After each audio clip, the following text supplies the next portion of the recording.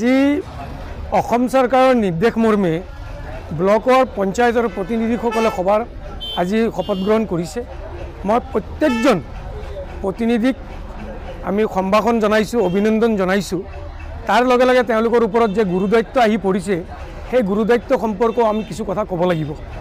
কাৰণ অলপ দেৰিকৈ লওঁ অসম চৰকাৰ ইলেকশ্যন কমিশ্যনাৰে পঞ্চায়ত নিৰ্বাচন পাতি সুস্থ সবল গ্ৰাম উন্নয়ন কৰাৰ কাৰণে, গ্ৰাম স্বৰাজ দিয়াৰ কাৰণে মাননীয় মুখ্যমন্ত্ৰীৰ নেতৃত্বত যে এই চৰকাৰখনে পঞ্চায়ত নিৰ্বাচন অনুষ্ঠিত কৰি গাঁও অঞ্চলৰ সহজ সৰল মানুহখিনি তেওঁলোকৰ প্ৰাপ্য অধিকাৰ আৰু উন্নয়নমূলক আঁচনিসমূহ গ্ৰহণ কৰাৰ কাৰণে এক প্ৰচেষ্টা হাতত লৈছে। তাৰ কাৰণে অসম চৰকাৰ, মাননীয় মুখ্যমন্ত্ৰী আৰু নিৰ্বাচন কমিশ্যনক মই ধন্যবাদ দিয়াৰ লগে লগে আমাৰ পঞ্চায়তৰ নিৰ্বাচনত অনুষ্ঠিত হোৱা এই ৰাইজ প্ৰতিনিধিসকলক ধন্যবাদ জনাইছোঁ।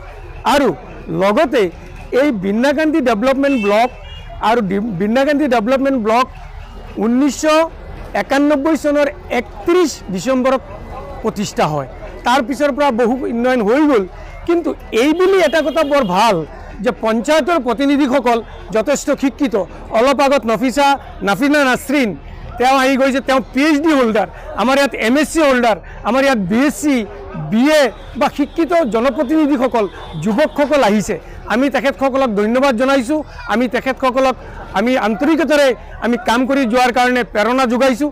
কিন্তু তাৰ লগে লগে তেখেতসকলে বৰ সাংঘাতিক ধৰণে বৰ চিন্তনীয় বিষয় হৈ পৰিব।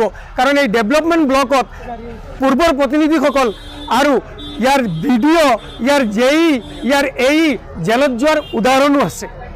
ইয়াৰ BDO, ইয়াৰ JE, ইয়াৰ AE সকলে ফাৰ্ষ্ট প্ৰায়ৰিটি বেচিছ বা ফিজিবিলিটি বা প্ৰায়ৰিটি বেচিছ কোনটো স্কিম ল'ব লাগে সেই স্কিমৰ বিপৰীতে গৈ নিজস্ব স্বাৰ্থ সিদ্ধিৰ কাৰণে স্কিম লৈছে। তাৰ কাৰণে এটা সময়ত গৈ মাননীয় অসম চৰকাৰে বা পুলিচ প্ৰশাসন, জিলা প্ৰশাসনে JE সকলক, AE সকলক, BDOক দুৰ্নীতিৰ গোচৰত অভিযুক্ত কৰি জেল হাজতত পঠিয়াইছে। গতিকে মই এইবাৰ এই প্ৰতিনিধিসকলক আৰু কৰ্মচাৰী বা BDO সকলকো অনুৰোধ জনাম, আপোনালোকে যি স্কিম গ্ৰহণ কৰিব এই স্কিমৰ যাতে এটা ফিজিবিলিটি থাকে, প্ৰায়ৰিটি থাকে, আৰু কোনটো অতি লাগতিয়াল, গাঁও অঞ্চলত কোনটো স্কিম কেনেকৈ দিব, আপোনালোকে টাইট ফাণ্ড দিব, আনটাইট ফাণ্ড দিব, DD দিব, নে 14 ফাইনেন্স দিব, নে 15 ফাইনেন্স দিব, নে আপোনালোকে ঘৰৰ আঁচনি দিব, নে কি দিব। দুৰ্নীতিমুক্ত এখন গ্ৰাম স্বৰাজ পঞ্চায়ত, উন্নত গ্ৰাম স্বৰাজ হোৱাৰ কাৰণে আমি আহ্বান জনাইছোঁ। লগতে কৰ্মচাৰীসকলক, ব্লকৰ লগত থকা কৰ্মচাৰী, BDO বা পঞ্চায়তৰ কৰ্মচাৰীসকলক এটা কথা অনুৰোধ কৰিম, আপোনালোকে নমিনীৰ ক্ষেত্ৰত, কাৰণ এটা ৱাৰ্ডত বা এটা পঞ্চায়তত এটা নিৰ্দিষ্ট পৰিমাণ ভোটাৰ থাকে, তাত গৈ আপোনালোকে যদি নমিনী ছিষ্টেম কৰে, এই নমিনী ছিষ্টেমৰ বিৰুদ্ধে কিন্তু অসম চৰকাৰে ইতিমধ্যে নিৰ্দেশনা দিছে। আমিও BDOক আৰু পঞ্চায়তৰ প্ৰতিনিধিসকলক অনুৰোধ জনাম যাতে এই নমিনীসকলক এনচিয়ৰ কৰিব লাগে, তেওঁলোকক যাতে মেলে মিটিঙে আৰু তেওঁলোকৰ প্ৰতিনিধিসকল হৈ যাতে মেল মিটিঙত বহিব নোৱাৰে, সেইটো আপোনালোকে এনচিয়ৰ কৰিব। আৰু মই আমাৰ ইয়াত যিহেতু চতুৰ্থ স্তম্ভ আপোনালোক এই সাংবাদিকসকল আছে, সাংবাদিকসকলে এই ডেভেলপমেণ্ট ব্লকৰ ওপৰত নজৰ ৰাখিব লাগিব।